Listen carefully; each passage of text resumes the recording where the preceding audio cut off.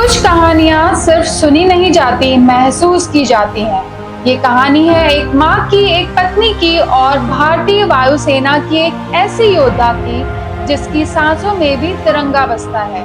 14 साल वर्दी में जिए गए वो लम्हे जहाँ हर सांस देश के नाम थी और हर फैसला सीमा की सुरक्षा के लिए। एक फाइटर कंट्रोलर जिसकी आवाज आसमान में उड़ते लड़ाकू विमानों को दिशा देती थी और दुश्मन के इरादों को जवाब दी। उरी, बालाकोट और फिर ऑपरेशन सिंदूर, वो मिशन जहां सिर्फ हथियार नहीं, रिश्ते भी मोर्चे पर थे और एक माँ को भी परखा। ये कहानी है एक ऐसे परिवार की जिसने कर्तव्य के रास्ते पर साथ चलने का फैसला किया। एक तरफ विंग कमांडर, एक फाइटर पायलट जिसकी उड़ान देश की ढाल थी, दूसरी तरफ विंग कमांडर आकांक्षा, एक फाइटर कंट्रोलर जिसकी आवाज हर फैसले की दिशा थी, और तीसरी तरफ एक 5 साल का बच्चा जिसकी मासूम हिम्मत इस कहानी की सबसे बड़ी ताकत थी। ऑपरेशन सिंदूर, जहां इस परिवार ने अपने जुनून, अपने साहस और अपने त्याग से मिशन को सींचा। भूमिगत ऑपरेशंस रूम, रडार की लगातार भीख और एक आदेश, clear to engage, clear to fire.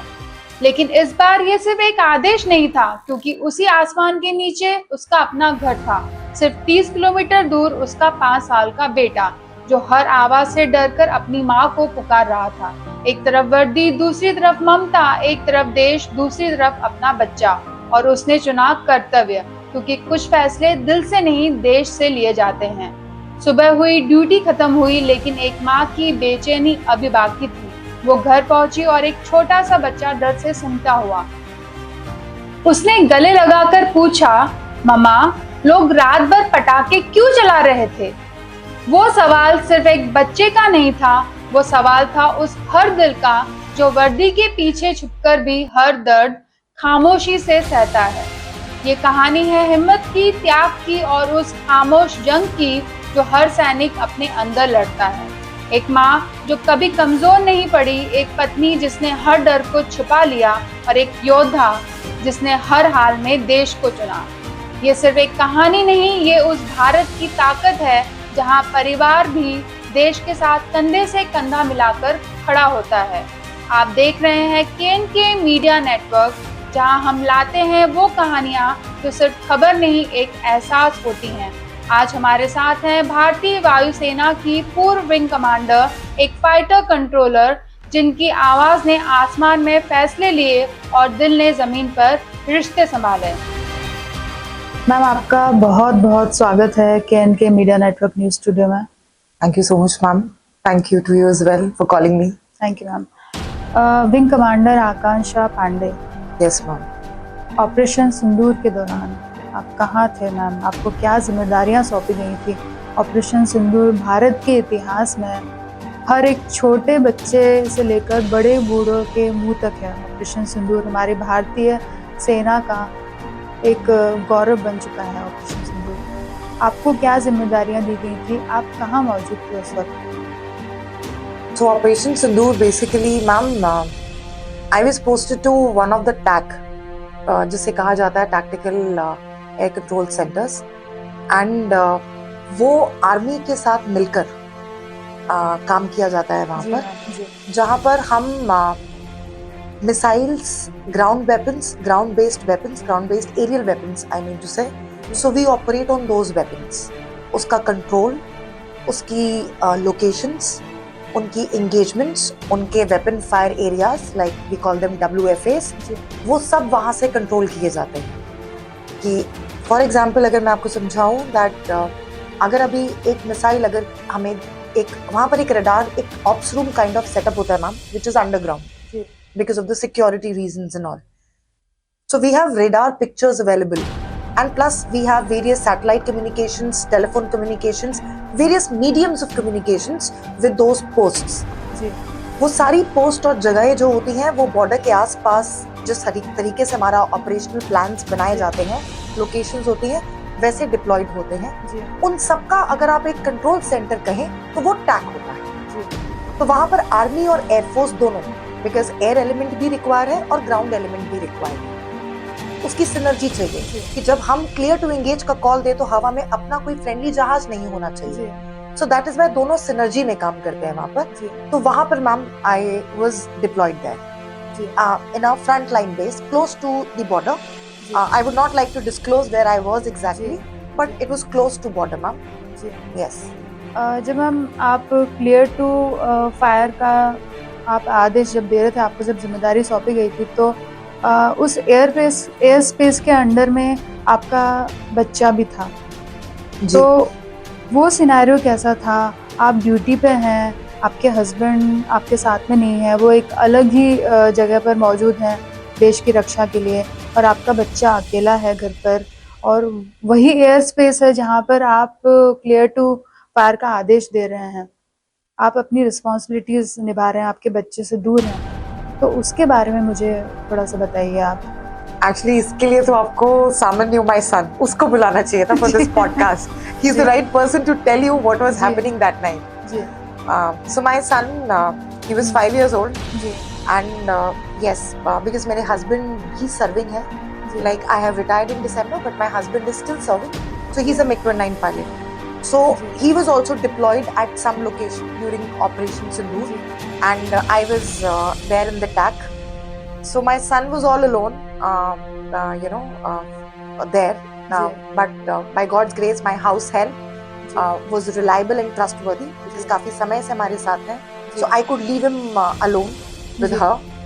So yes, he was there with her, and especially like though the operation was for the original, as in the exact timeline for people is 3 days, because those were the actual 3 days when a lot of firepower was used. Otherwise for us it started long back. So the entire time was comfortable except for those last 3 days that we are talking about, because the place where he was at was one of the prime location where a lot of bombardment happened. And he was all alone. Yes, there were no lights, because lights out हो जाता है. आप अंधेरा कर देते हैं ताकि हवाई माध्यम या मीडियम से कोई हमला ना कर सके. उसे ब्लैकआउट सिस्टम्स कहा जाता है, जो कि सिविल में भी I'm sure हम air red sirens and warnings and blackouts पढ़ते हैं एंड सिखाया जाता है. तो उस तरह का माहौल था. So my son was, of course, he was terrified, and I was sitting on the radar knowing, and that especially the last night, the last day of that 3-day incident, there were 42 fires on that particular area, and every fire I knew, because it was happening on call and I was there, so I knew every fire. I knew the zones where it was happening. But yeah, the night was terrible, because I was controlling, giving calls. The missiles are being fired. There were some big systems being operated that night. Again, I would not like to name them. So the big systems were operated, etc. And finally in the morning, like around 7:30, when I was leaving the underground ops room, and so the GOC again came, and I still remember very fondly the colonels and all. Everybody clapped for me. Everybody said that even मेरे घर का wifi खराब हो जाता है ना, तो मेरी बीवी कॉल कर करके बोलती है कि पासवर्ड नहीं मिल रहा है, ये नहीं मिल रहा है. This girl entire night was here, son all alone, and still not even a tear, no panic on her face, and she did well. And then in the morning I went, and finally I met him. उसी के बारे में पूछ रही हूँ, जब आप आपका ड्यूटी पूरी करके जब आप गए टास्क को पूरा करके, तो आपके सन का क्या रिएक्शन था? वो क्या बोल रहे थे आपसे? क्या वो समझ रहे थे कि पूरी रात भर क्या चल रहा था? Actually not really. नीचे थे. Not really. He thought why there was Diwali crackers been fired the entire night. That was as in when I rushed into the house. Again, when I reached the station, there was again a long queue of vehicles, because still some minor fire powers were being used. And so I had to call up the security officer, tell him that I'm so and so and all. I have to go inside right now, because they were not letting. Again, because they know me and everything, so they could trust and all. So I took some time. Finally, I entered the station. I reached home, and when I reached home, yes, my child was terrified, though my maid was there. So he gave me all the stories, how many times he was under the table, how many times he was under the bed, how many times Lali auntie, as in the worker, the house help, she took him inside or took him inside the bed, etc. So he hugged me, cried, and I pacified him.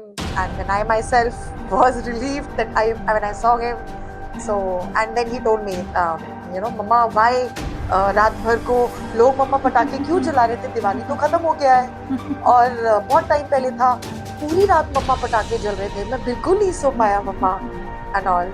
आप उरी और बालाकोट जैसे operations में भी आप मतलब आपकी services दे चुके हैं, पार्ट ले चुके हैं, इतने हाई प्रेशर में आप काम कर चुके हैं। तो ऑपरेशन सिंदूर के दौरान आपके मन में क्या चल रहा था जब आपको ये टास्क दिया गया? तो एक सोल्जर के मन में क्या चलता है, देश को लेकर क्या चलता है, उसके सामने उसकी फैमिली भी है, उसके बच्चे भी हैं, उसका हस्बैंड भी है, उसकी पूरी फैमिली है, उनको लेकर इकट्ठा क्या क्या सब चीज़ें चलती हैं दिमाग में? आपने अपने क्वेश्चन में ही आंसर दे दिया। आपने मुझे सोल्जर बोला और फिर बोला कि फैमिली भी है, वाइफ भी है। So when you it's not that I am saying it because I am on mic and I want to glorify my self, no. When you address yourself as a soldier, the soldier is only working and thinking. Like I told you, the entire night, for 2 minutes I became mother. I took the call and then I knew he will be taken care of. That's the trust I had in my fellow soldiers also. So that's how we live. That's what the camaraderie is all about. जी. So the mutual trust. So after those 2 minutes, the mother in me vanished. And then again, the soldier was working the entire night, knowing what is happening. Having that sense of satisfaction in me that yes, my son has been taken care of. You're getting the point. So the soldier always, that instinct of a soldier is to win. Win for the country, win for the purpose, call of duty, purpose of the duty, likewise. So that always prevails. So wherever you are, that nobody can take away from you. So the moment I reached home, I was a mother. Yes, I cried when I saw my son. Yes, of course, because that time the mother was alive. So yes, I cried. I hugged him. We spoke. I asked him. He gave me all those stories. But again, the soldier in me gave me that maturity to think wisely. Like like I was a fighter controller, so we believe in our reaction times are in seconds because the fighter jets, they fly like that. So our reaction are like that. So again, the soldier in me just thought about it. That what's next? So I just thought, okay, fine. I can't call my in-laws here. I can't put all of them together here in this location. Okay, fine. You come, pick him up. So I did not even call them inside the station. I took my son outside to one location, the rendezvous point, and there I handed over my son to him, and then I went back to my work. So that's how the soldier works. जब लड़ाई लगती है या फिर ऐसा कोई operation होता है तो सिर्फ खाली सोल्जर ही नहीं लड़ता है, उसके साथ में एंटायर फैमिली लड़ती है, चाहे वो वहाँ पर बेस्ड हो, चाहे वो बाहर हो, उसका बच्चा भी सफ़र करता है। मतलब हर चीज़ का इन्वॉल्वमेंट होता है उस लड़ाई में। ऑपरेशन सिंदूर की कुछ ऐसी यादें अगर आप शेयर करना चाहें, और साथ में बहुत सारे लोग ऐसे कहते हैं कि भाई लड़ाई लग जानी चाहिए, आर पार की लड़ाई हो जानी चाहिए, उनको आप क्या कहेंगे ऑपरेशन सिंदूर का थोड़ा बहुत यादें शेयर करके, उसको ज्वाइन करके, और साथ में जो अभी जो लड़ाई का जो माहौल चल रहा है, ईरान, इजराइल, अमेरिका जो सब लड़ रहे हैं और बहुत सारी कंट्रीज़ भी इन्वॉल्व हैं, तो इन सब चीज़ों को मिलाकर आप क्या बोलना चाहेंगे और मैसेज क्या देना चाहेंगे आप?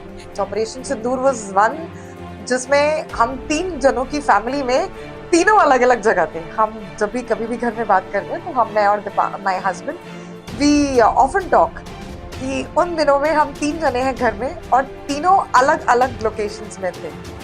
So that's it. Other than that, I don't have any bad memories of Operation Sindoor. In fact, I feel proud that I was part of it. Imagine in a short span of 14 years of my service, I've seen 3 operations. लोग फौज आते हैं, नौकरी करते हैं, retire हो जाते हैं with that feeling and जज्बा कि हम देश के लिए कुछ करना चाहते हैं। मेरे को 14 साल की नौकरी में वो मौके मिले कि मैं 3 operations में I could see 3 operations. So I feel privileged about it. Thank you so much. Thank you so much, ma'am. Thank you. Pleasure talking.